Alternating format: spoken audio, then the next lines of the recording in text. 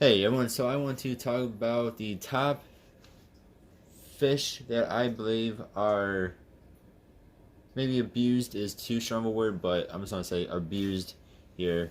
Now these are no particular order, but here are the top fish that I believe to be abused. So first one is plecos. So when people think of an algae eater, people usually think of a pleco. When I worked at a pet store, people would come up to me and be like, "Hey, I need to get myself a pleco." I really do not like the way they look, but I really want to buy a Pleco. Now, of course, some other people do like the way they look, me included in but some people just go, "Hey, I need to buy myself a Pleco to eat the algae in my tank because it's a necessary thing." What these people do not realize is that when you buy a Pleco that is this big, it can get up to 2 foot. So people will buy Plecos, they'll stick them in tiny tanks like 2 gallon tanks, 3 gallon tanks, 5 gallon tanks. Even a 10 gallon tank, 20 gallon tank is not going to be big enough for a full grown Pleco. So people buy Plecos thinking that they need the Pleco, and then they stick them into a tank that's not big enough to allow them to grow and to live their full life. So first is a Pleco. Second is my favorite fish, the beta. And I do have a beta in this tank. She's right there. So these are, of course, my favorite fish. I think these are a lot of people's favorite fish. These might be actually the most abused fish. Maybe, maybe not. But people will buy them for a kid. They make great starter fish as long as people take care of them and put them in a correct tank. But people will buy them and they'll stick them in a tiny, tiny, tiny tank, like half a gallon tank. And that's just, again, that is pretty much animal abuse. People think that because they can breathe air and that they don't get too big unless you get the king betas, that you can stick them into ridiculously small tanks, and they just think, "Wow, this is just a fish. Who cares if my little 2-year-old kid doesn't take care of the fish, or we don't take care of the fish, or whatever, or my 5-year-old doesn't." If my 5-year-old gets bored of this fish and the fish dies, who cares? Well, that is abuse, of course. So they really do require at least 2.5 gallons. That is a commonly accepted thing on the interwebs, is 2.5 gallons. Bigger is, of course, better. I would even say 5 gallon or even 10 gallon tanks. The bigger the tank you put them in, the more they're going to thrive, up to a certain point at least. My beta loves this 20 gallon long that she's in, along with the other fish that's in here. She's always zooming back and forth, back and forth. So people put these in way too small of tanks. They buy them for their little kids that, of course, they're going to get bored of a fish in no time, like they get bored of everything else. So second here is betas. And they're my favorite fish, and I really wish people would stop abusing them like they do. Third is a goldfish. Again, this is a fish that people think that, hey, I can buy this and put these into crazy small tanks. Like a quote-unquote goldfish bowl. There's no such thing as a goldfish bowl, unless that goldfish bowl is like 20 gallons. Which I think BioOrb actually makes some very good sized bowls for fish tank bowls. So again, these are fish that people stick in ridiculously small tanks because they do not realize how big a goldfish gets and how long a goldfish should live. Or they go out to a fair or whatever and they win one from a game, and it's a feeder fish. And again, they stick it into something that it should not be stuck in, and then they neglect it. And of course, when you stick any fish into too small of an aquarium, it can and will stunt their growth unless you upgrade that tank like you should, or just permanent big tank to begin with. So goldfish, for one goldfish, the recommended tank size is a 20-gallon tank, like what you guys are seeing here. Not a tiny little goldfish bowl, quote-unquote goldfish bowl, that is, a gallon. So again, they should be in at least a 20-gallon tank for one, and the more you get, the more bigger your tank should be, of course. I've heard recommendations of a 20-gallon tank for one, and then add in another 10 gallons per goldfish. So you have 2 goldfish, that's 30 gallons. 3 goldfish would be 40 gallons, so on and so forth. They get big. Most goldfish get big. Some can get a foot or bigger. They are very, very messy. They are constantly using the bathroom.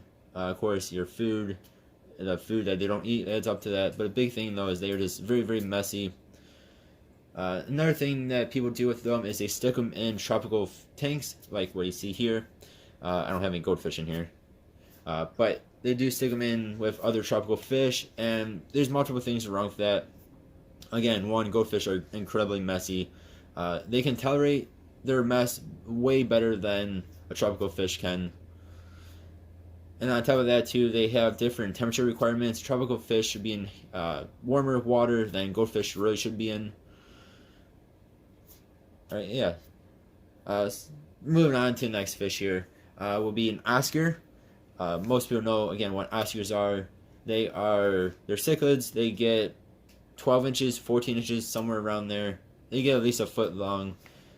Again, people will stick them in way too small tanks. They'll stick them in a 20-gallon tank, which is okay when they're babies. But the problem with doing that still, though, is they grow very, very quick. And again, they are very, very messy, especially if you feed them feeder fish, feeder goldfish, feeder guppies, whatever. So they are very messy, and they grow incredibly, incredibly fast. So you can stick them in a 20-gallon tank when they're yay big, but within probably half a year, you'll have to upgrade your tank. Some people will say a 55-gallon tank is okay for them. I would recommend at least a 75-gallon because, again, they get a foot long, and a 55-gallon tank is not really that wide of a tank.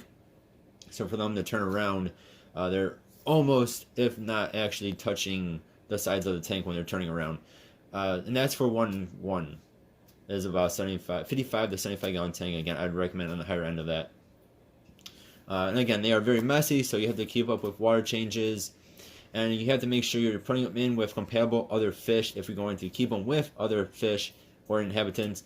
They will, of course, eat other things. I mean, if you look on YouTube, there are videos of idiots putting a beta in with an Oscar. And then they're laughing as the Oscar eats the beta because people are morons. But yeah, there's really abusive people with Oscars and with other fish that they should not be putting in with. And again, they get really big, and they need a big tank, and they're very messy, especially if you feed them feeder fish, which you do not have to do. Of course, they make special food for cichlids and Oscars, so you don't have to feed them feeder fish, and then that way they're nowhere near as messy. But even when they eat normal, like cichlid pellets and stuff, they are just, you kind of see like the food come back out of them, and they're just crazy messy. Yeah, so Oscars are another fish that is commonly abused. And then I'm going to add in one more fish here, so this should be number 5. And these I don't think are abused as much anymore as they used to be. That would be your saltwater clownfish, otherwise known as Nemo fish. When the movie Nemo came out, people were going out in droves and buying clownfish and sticking them in freshwater tanks. Well, a saltwater fish cannot live in a freshwater tank. It's just, you're going to end up killing the fish. Again, I don't think people do this as much anymore as they used to.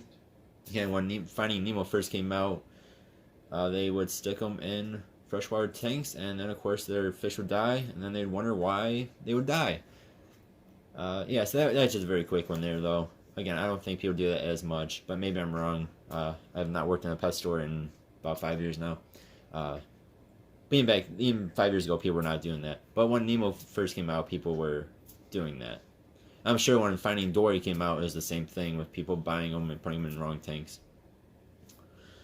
Yeah, so that is 5 fish that are commonly abused. If I would reckon are the most abused fish. You guys let me know what fish did I miss. Which fish do you think is the most abused out of those?